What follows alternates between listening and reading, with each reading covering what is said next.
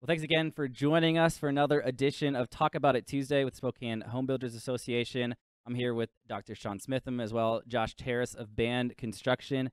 We've been talking about leadership, what it looks like to lead ourselves. We're going to talk as well about what it looks like to lead others and really step forward in our personal, professional development, what that looks like. So let's jump into it. That was great. And I know, too, another thing that can help facilitate relationships, but also strengthen them is when you have, there's some kind of mutual understanding or common thing that, hey, I understand what you're going through. Like, I went through that, and I can relate to you.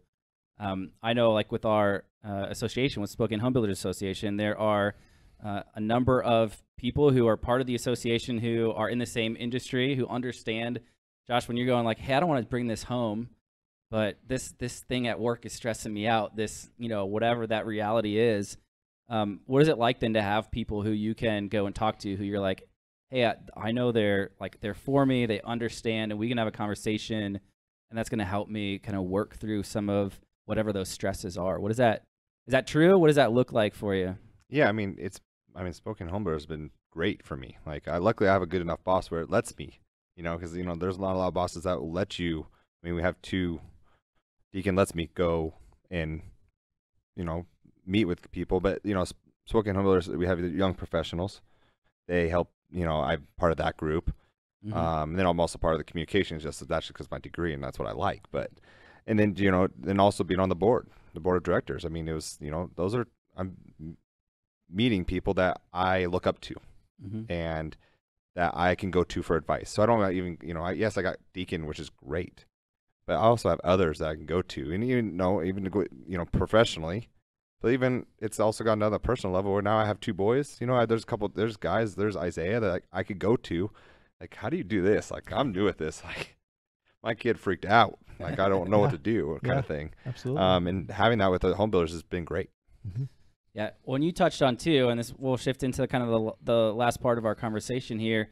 Thinking about leadership development. You mentioned it, getting onto a board, getting around other young professionals with, SHBA Next, and having some of those opportunities. When you think about leadership development, we kind of laid out this pipeline. You need to learn to lead yourself, lead others, lead people who lead people. What are some helpful things as we are seeking to grow in our leadership ability? What are some helpful things for us to keep in mind as we're pursuing that? I think you guys are probably the experts in that. And I don't mean that I'm not patronizing you when I say that, because it very much is a mentorship sort of model, right? And so, and we do that in all fields. So in medicine, there's this idea of, see one, do one, teach one, right? Mm-hmm. And we do that almost in every profession. So we start out, we don't know exactly what we're doing, and someone comes alongside us and shows us the ropes. What I think is great about your organization is that you've got this structured so that, and I come back to the pipeline because I think it's just a great way of summarizing, right? So, so that you provide people with the tools so they can lead themselves, and then you provide them with the next step. And that's in any system you want to be able to provide, here's the next step. Mm-hmm. So once you get this accomplished, then here's what we've got for you. You can become part of the young professionals. Then you can become part of a subgroup within the larger organization. Then people probably encourage you to apply for a leadership position. And it's being able to nurture people along those lines and surround them with people who understand the challenges that they're dealing with, because those challenges are industry specific. So we can talk, we could have a very good academic talk about leadership. Mm-hmm. I have no idea what that looks like on the construction site. Absolutely none. But you two do. And so you can mentor people who are going to be struggling with those specifics. Yeah, I think sometimes people say like, "Well, I'm not a leader," and I think one of the things that we want to break down is like, well, everyone is at some point. You're at least needing to lead yourself, and that is you're leading, and there's an example for someone. You're walked down a path, and someone else might be going through the same thing, and you're in a position to be able to help them. Even if you're my wife gets to be home with our kids, she's leading them. Absolutely. She's with them a lot. And so I think a lot of times we get this like, well, this leadership, I'm not Tony Robbins, so I'm not a leader. Well, that's not really what it is. It's just about continuing to want to grow yourself to be able to then also help other people, Mhm. right? And so Right. when you think about that kind of leadership development, wanting to grow, leading people, what has that looked like for you to grow? What's next step ahead of you, Josh, when you think about like leadership development? And obviously the association is a great opportunity for you, but what else has that looked like? I mean, luckily, like I said before, Gonzaga was a big help for me.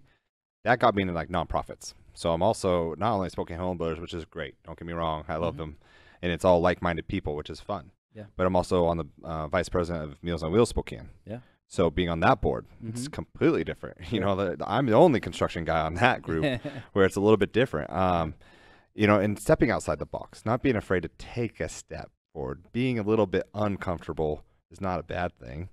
It just makes you grow, makes you kind of take a step back. I mean, I feel more confident. Next year, me being the president of Meals on Wheels, that's scary.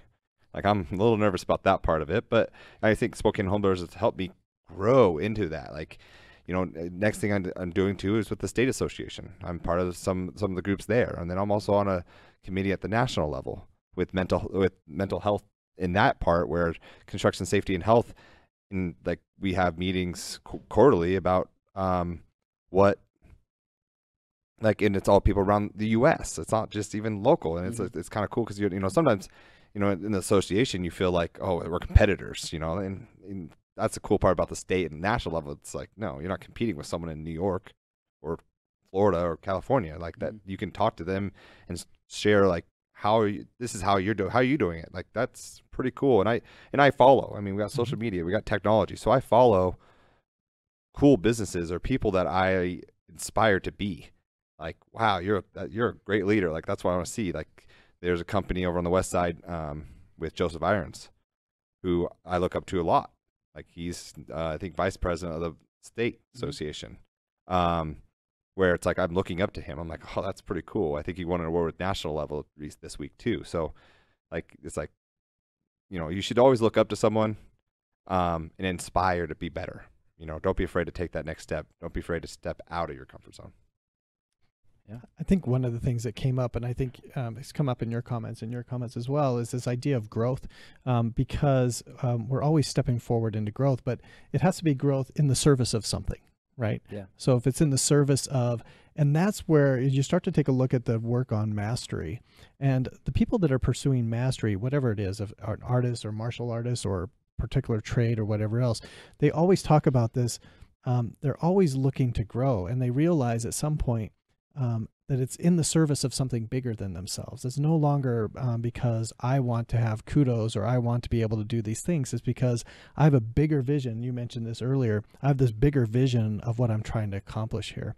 And when I talk to both of you, I hear that in your speech, that you are pursuing growth in the service of something that's bigger than yourself, whether it be your family, whether it be your company, whether it be regional, national, kind of giving back in some sort of way. That is a great protector against really challenging times, because all things can be taken away from us except for this desire to, I want to learn and grow to be of service in some way. Yeah. No, I think that's super key to have life with purpose, right? And I think there's a great talk, and it's actually about business. A guy named Simon Sinek, who's super smart. There's a great TED Talk if you want the snippet. Called Starts with the Why, right? And so even for a company, you need to establish your why. Why am I doing this? Because if that's out of whack, then you can do all the right things, but it's not going to amount to what it could if you really had that at the source. And that's true for us individually too, right? Having that purpose. Why am I doing what I'm doing? And when we start to get into a position where we realize it's not really about me, leadership isn't about building, my kingdom. It's about helping other people. It's about, creating an environment in a workplace where people feel heard and understood, and they can talk about the things that they're dealing with. When it looks like, helping an entire industry grow or deal with certain issues. I mean, that's more where we're getting to areas, I think, that, and again, we talk about like centering and focusing and that awareness. We realize, and if I make it all about me, then, that can go downhill pretty quick. But when we keep our perspective, I think it really helps when we're thinking about mental health. We're talking about leadership. I think it's really an important part of realizing, where that next step can go. So, Dr. Smitham, Josh Terris, Paine Construction, thanks so much for joining me for this conversation. Thank you as well for tuning in. This is Talk About It Tuesday. We're talking about mental health, leadership development. Paine Construction was here. So glad you joined us, and we'll check in with you next time.